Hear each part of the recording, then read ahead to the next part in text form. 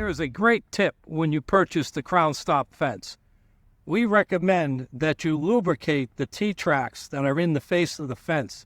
And to do so, use a lubrication oil.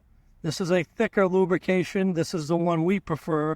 You can also use the Spray Bombs WD-40 or any of your local brands of spray lubrication. Simply take the oil, put a couple drops in the tracks, do so on both fences, then simply take the sliding stop bar, slide it up and down on the face of the fence, and you'll get yourself a beautiful slide motion.